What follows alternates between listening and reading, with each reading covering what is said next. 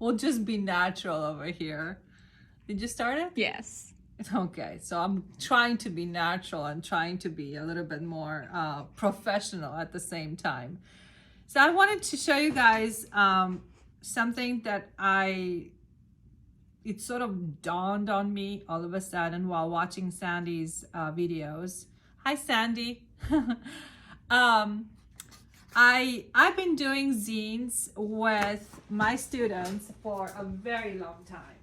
As a matter of fact, let me show you guys some zines that my students have done for me before. So I do have the idea and concept of what a zine is and what you can do with one.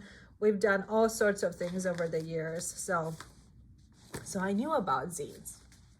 However, the thing that really just totally dawned on me while I was watching Sandy's videos was to make a sketchbook to just take with me on a trip, or if I go on a walk or something.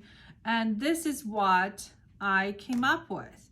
So to back up a little bit, so this was my first one. This is my second one. So basically what I did is I was doing a demonstration for one of my students on how to do something abstract and how to start off doing something that turns into something else. And after I did the demonstration, I was like, I don't really care for it. I don't like it much. But of course, as it is with paper that is so expensive and like so hard to supply sometimes, especially in the classroom, I didn't want to waste it. So the paper, of course, was a watercolor paper. It was really nice and sturdy. So I decided to make a zine out of it. And the way that I make my zines is I fold them in half, fold the paper in half this way, then fold the paper in half this way, fold it again this way, and that gives you these 8 panels. And then I just cut mine all the way down to this point right here. And that allows me to simply fold it and have my zine this way. Now, this particular one, I glued all the pages. I left this one unglued because I wanted to show you, but I will glue the pages where this becomes a cover, and then I just glue inside here to make my book stay together. And this is what came out. So I call this landscapes in my mind, because the marks that were on the paper themselves, just the initial abstract marks that didn't make any sense to begin with, once I cut the paper and I made it in small format, it allowed my eyes to focus in the areas that were interesting, and somehow landscapes popped out. Now, if you look at this one is barely touched. I don't think I've done much to it after the initial marks. But when you do this, it suddenly looks more like an abstract, or more like a landscape with some abstract areas attached to it.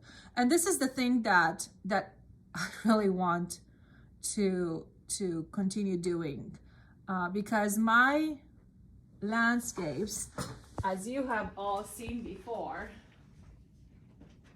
are quite finished and quite tight. So these are some landscapes I've done, and they have a very, very finished look to them. Every single little area in there is touched and completed, and it's all done that way. But I wanted to do what Sandy was doing, and that is to be a little bit looser and just leave some for the imagination. And these are the landscapes that came out of the nonsense that was initially on the paper. And you can see there are some areas that I did not do anything to them. Nothing done over here. Barely even added a little pencil mark there.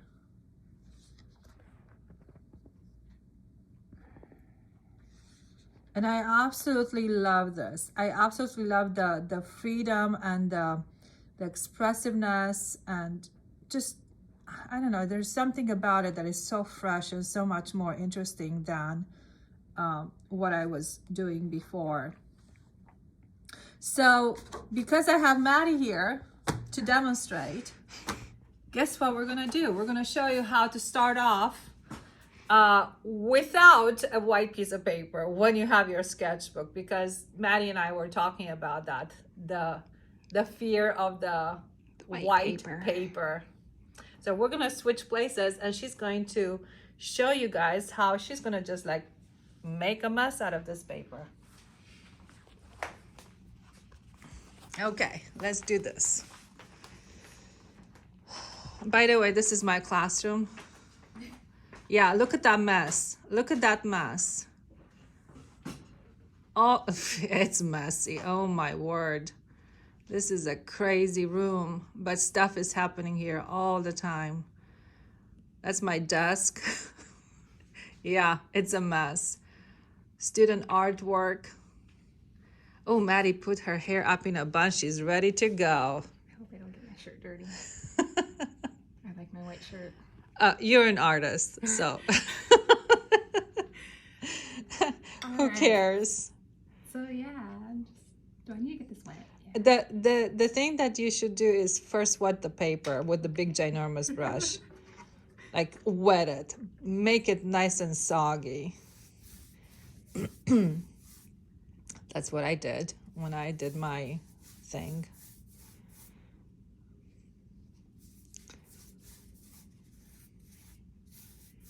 So I usually don't even record all her lessons. This is the first time I've done this. Oh, there's something on the back. Oh. That's okay. Adds to the character of the paper. Right. After all, we're looking for something messy to begin with. But I used to take Miss C's class as a...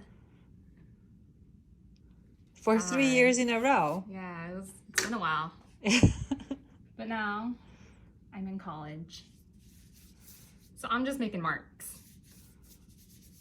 You know what? Can I like pour this? Dip the small brush in it, because it's a lot and it's very intense. Yeah, it's a lot and it's very intense. Okay. And I'm using materials I don't know. I haven't even gotten the chance to. Yeah, this is the first time that this is actual water soluble graphite, which I have recently discovered myself. And well, in this format, I mean, I've used water soluble graphite before, but not this particular kind. And I think it's a lot of fun. I really like what it gives you.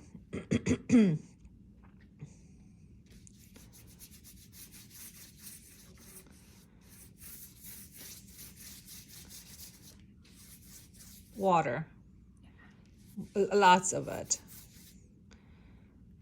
And I know it's going to crinkle the paper, but it doesn't matter. It's not the best kind of paper, but you can try and flatten it with something too. Yeah, see if that will work. I think when it cuts, when you cut it and you play with it, it will be fine.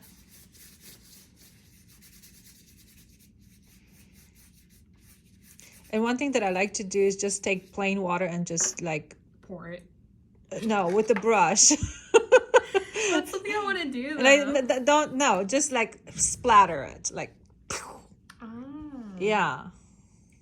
And yes, there you go. Like you gotta make a mess. I always say you're not making art if you don't get dirty. I should have worn a different shirt. Oh, I have an apron somewhere over here. You want the apron? Maybe. So now take that that plastic stuff and start making some marks. That's some bubble wrap. Yeah. Ooh, look at that. Nice.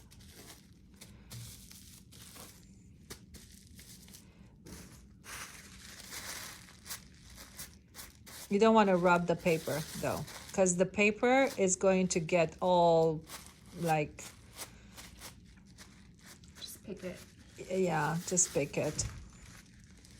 This is not the best kind of paper. It's cheap student grade stuff.